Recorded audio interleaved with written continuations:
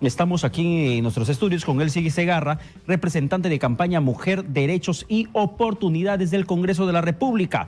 Se va a realizar una campaña por los altos índices de violencia contra la mujer que se viene registrando. Dígame usted si esto no es un problema social de salud, un problema de salud mental, si esto no es un problema de hogar, esto no es un problema social que se tiene que combatir, y con una castración química ineficiente a la larga no va a ser la solución. Un tema de cadena perpetua, como lo dijo Martín Vizcarra, el jefe de Estado, en horas de la mañana en la selva peruana, cuando sostiene que los violadores tienen que ser metidos a la cárcel y en la cárcel tienen que morirse. Esa es la solución.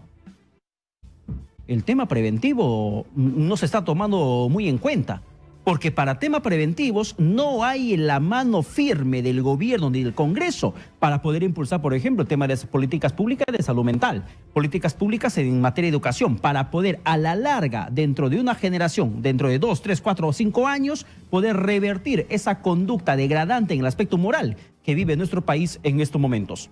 Elsie Segarra. ¿Cómo están? Buenas noches, muchas gracias por la invitación. La campaña Mujer, Derechos y Oportunidades, ¿la campaña va hacia las mujeres o va hacia la población en general? Bueno, el curso Mujer, Derechos y Oportunidades que ha implementado la Oficina de Participación Ciudadana del Congreso de la República va dirigida al público en general. Sin ningún tipo de discriminación por edades, de zonas donde se encuentren, va a personas de zona rural, personas de zona urbana, está dirigido a todo el mundo. Y tratamos de informar sobre los derechos que tiene la mujer, y no solo la mujer, también el círculo familiar, que es parte importante del desarrollo de las familias en esta sociedad. ¿De qué manera van a hacer esta campaña? ¿Qué es lo que van a difundir? ¿Cómo van a sensibilizar? ¿Cómo van a sociabilizar las políticas a las acciones que la mujer es una mujer violentada tendría que hacer en una situación de agresión que pueda vivir? Estamos informando sobre las políticas públicas implementadas en el tema de derecho de familia. Estamos informando qué acciones y cómo es que debe actuar el Estado y qué es lo que deben hacer los ciudadanos en caso los mecanismos de protección implementados para proteger a la mujer y al círculo familiar no funcionan, ¿no? ¿Dónde acudir? ¿Qué hacer? Ahora, como ustedes como parte organizadora, ¿han previsto o han visto quizá cuál es la región del país donde mayor índice de violencia de género existe? Bueno, nosotros tenemos las cifras del Observatorio de Criminalidad de la Fiscalía, pero también creo que es necesario acudir donde se nos demande, no tener en cuenta estadísticas, sino acudir donde la población lo necesita, sin tener en cuenta si es zona rural, como yo lo mencioné, o zona urbana. Acudimos a nivel nacional, así sea un grupo de 20 personas, 20 mujeres, 20 niños o adolescentes que requieren esta información, estamos acudiendo a atenderlas, estamos acudiendo a brindarles la información, pues la información, como bien mencionabas, es prevenir. Y tenemos que partir de ahí, prevenir y erradicar. Claro, le mencionaba el tema de la mayor incidencia que puede haber una determinada jurisdicción del país para de repente hacer un estudio social, un estudio psiquiátrico de ser posible, para determinar cuáles son las causas finalmente que conllevan al tema al hombre o al agresor a violentar de manera física, de manera sexual a una mujer. Claro, es importante este punto que has mencionado, pero la información también es importante, que la mujer conozca, que la mujer sepa, y no solo la mujer, también el círculo familiar debe conocer las políticas públicas en torno a la familia, que pueda conciliar este ambiente y que pueda generar canales. ¿Para qué? Para poder acudir a la autoridad que corresponde cuando sea víctima de un presunto acto de violencia, no importando el grado, no importando en qué nivel o en qué edad se encuentre la persona. ¿Y cuáles son los indicadores que ustedes, por ejemplo, terminan viendo que conlleva a una mujer a ser víctima de violencia? Hay muchos indicadores. Podría ser la falta de autoestima que puede haber, pero nosotros también asumimos ese papel, asumimos esa tarea. ¿Y qué hacemos? Tratamos de brindarle las herramientas, tratamos de informarle a la mujer que es capaz, que ella sí puede, y no solo ella, apoyada en su familia, conciliando los diversos agentes para su desarrollo. Pero ¿cómo, por ejemplo, dar mayor solidez a una campaña? Me parece importantísima la que se está haciendo, porque si vas a defender, vas a querer cortar una cadena de violencia que la mujer está viviendo, tienes que irte directamente allí, para que en el corto plazo lo puedas cortar, pero a largo plazo, ¿cómo solucionas el problema? ¿Hay alguna estrategia que vienen implementando, algún trabajo articulado que desarrollan? Claro, existen las políticas públicas que vienen implementando el Estado. ¿Para qué? Políticas públicas con enfoque de familia, que deben haber. Existen, pero hay que reforzarlas.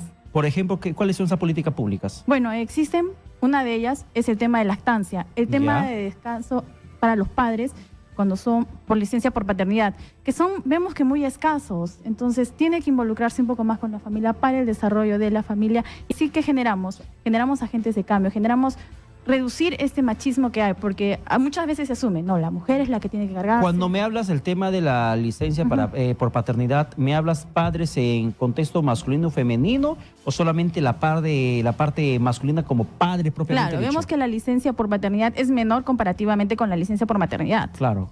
Pero, ¿qué necesitamos? Necesitamos que padres se involucren, que ya no solo sean las mujeres las que estén con esta licencia, sino que quizás se les pueda brindar más. Pero eso es un Claro, tema porque, de política. porque a la final Sí. la carga de la crianza del niño, por más que la mujer esté trabajando, le den la licencia, la mujer tiene que ver Sí. directamente. O Sí. sea, y el hombre simplemente es excluido porque tiene que seguir con su actividad laboral. Claro. Hay incluso hasta allí, incluso como bien mencionas, Elsie, hay un mensaje de machismo que el mismo Estado Sí. promueve. Pero claro, ahí están las políticas públicas que deben implementarse en el entorno de familia. Involucrar a todos los agentes, ¿para qué? Para que se pueda considerar la familia, el Estado y el trabajo, ¿no? Exactamente. Es importantísimo No, esto. sería importantísimo. Ahora, entendiendo también que la violencia no tanto depende de la condición social económica de esa Claro, persona. no está vinculada. Vemos que violencia existe en diferentes niveles, diferentes regiones. No es un tema de que depende de esta área o de otra. Son diversos factores.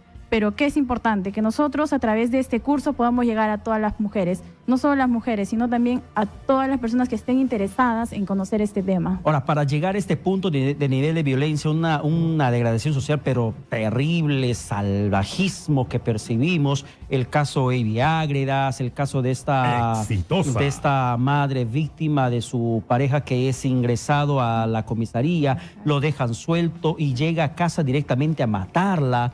El caso de esta joven gestante que por pelea con la pareja, desquiciado, miserable, perdona la expresión, miserable, maldito, se va, agarra el cuchillo y le prende a cuchilladas en el vientre, llevando la criatura. O sea, y tanto, en Iquitos, por ejemplo, lo último que pasó, donde hay una chica que terminó siendo violentada sexualmente y asesinada y arrojada a un canal al canto de una carretera, y que el abogado finalmente dijo que es una detención abusiva al principal sospechoso y ya le dieron libertad y el Poder Judicial le abrió proceso de investigación al Ministerio Público, al policía de la Comandancia, Dependencia Policial que lo intervino. O sea, y todo eso, nos damos cuenta que estamos en una sociedad pero caída de cabeza. Claro, este tema nos indigna a todos y debe continuar indignándonos, porque el día que deje de indignarnos vamos a ser cómplices. Tenemos que denunciar los actos y precisamente me hablabas de Iquitos. Nosotros en unos días vamos a estar en Iquitos con esta charla. Invito a la población que nos está escuchando en Iquitos a ser partícipe, invito a todos.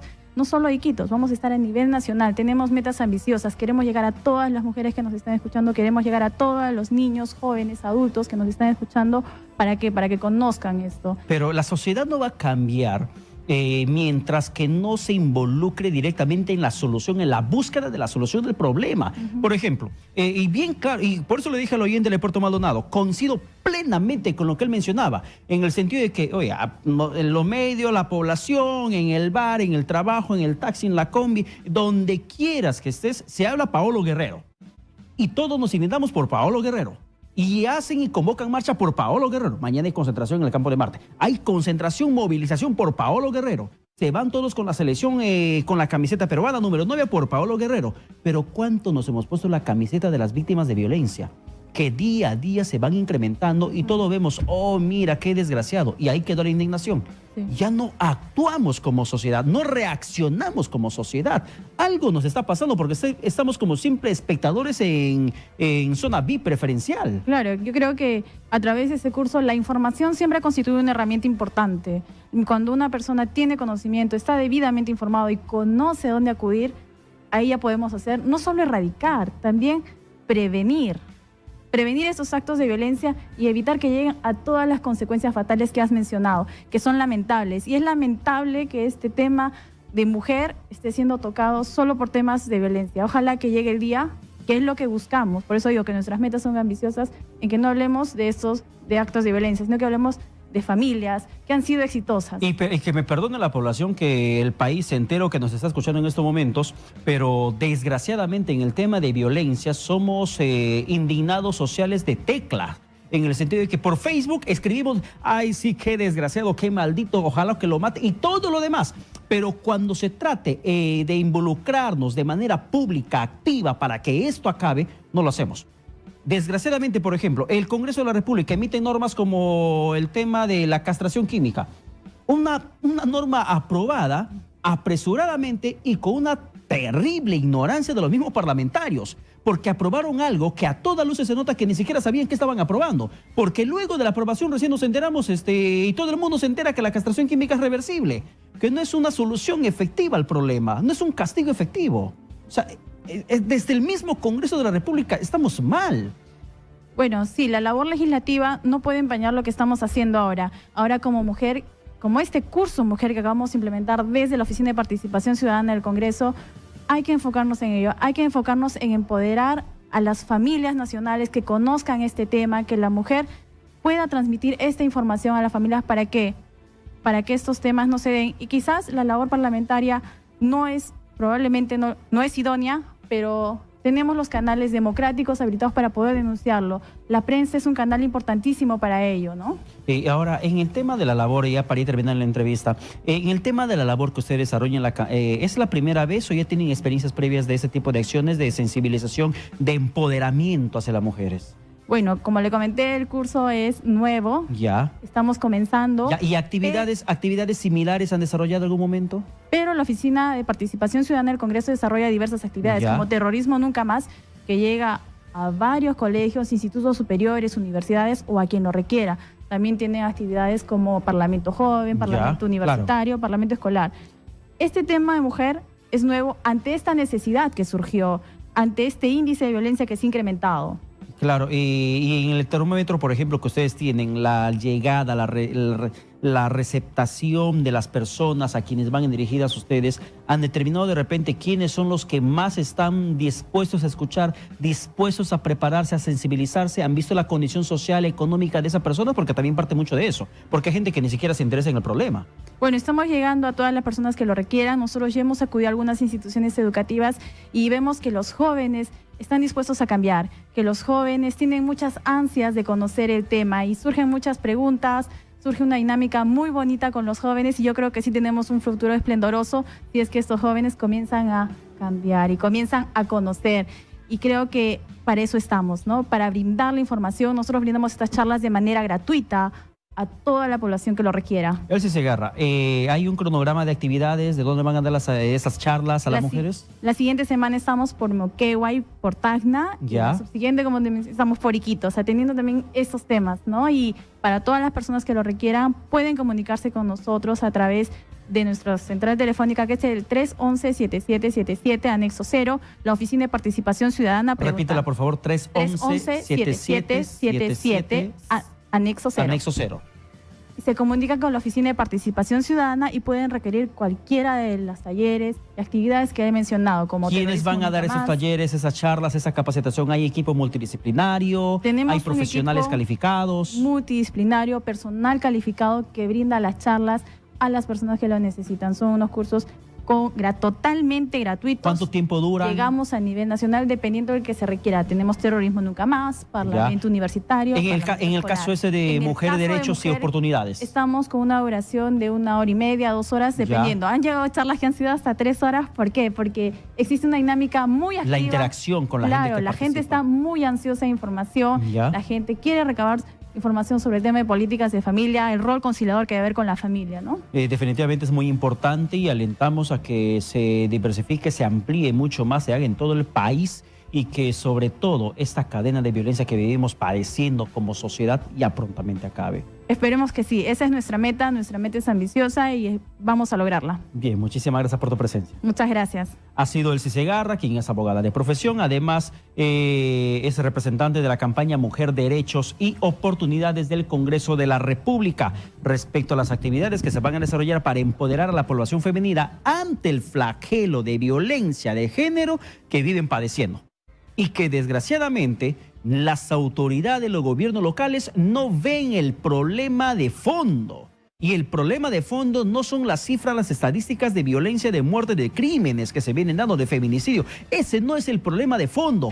Esa es la consecuencia de la inacción. Porque el problema de fondo es la parte preventiva que no se está tomando con énfasis.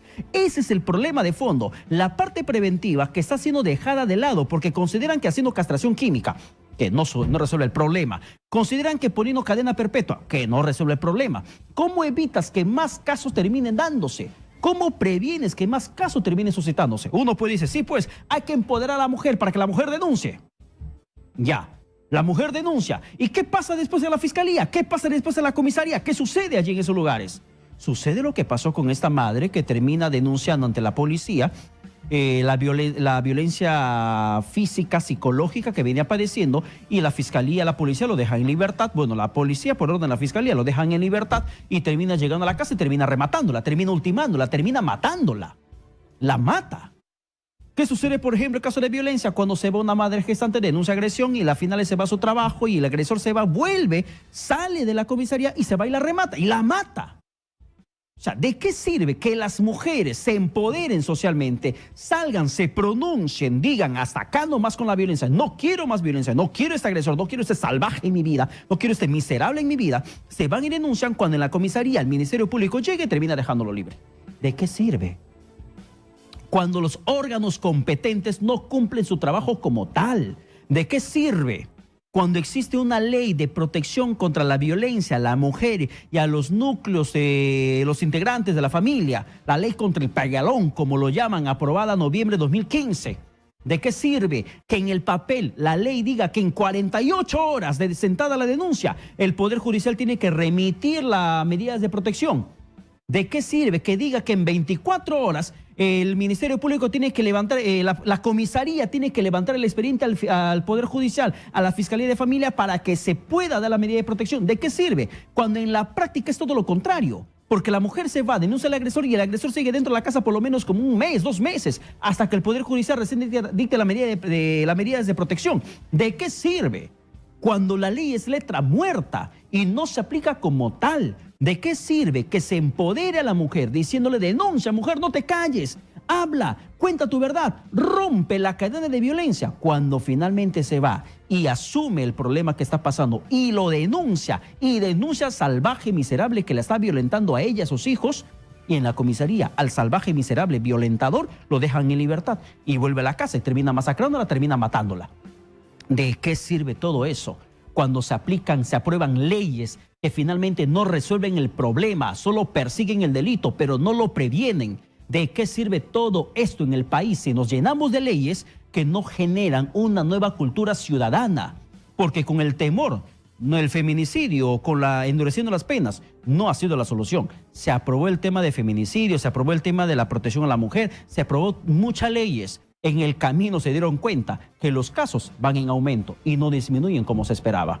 ¿De qué sirve cuando finalmente la primera infancia no es atendida como tal para aplicar políticas educativas que desterre el tema de concepto de violencia, que es normal, el machismo, que es normal? ¿De qué sirve cuando no se aplican medidas preventivas que de aquí a 2, 3, 4, 5, 10 años tengamos para tener una sociedad bastante reformada? Con el tema de la castración, cadena perpetua, no se resuelve nada. Solamente seguimos atacando el problema, pero el problema real es la prevención.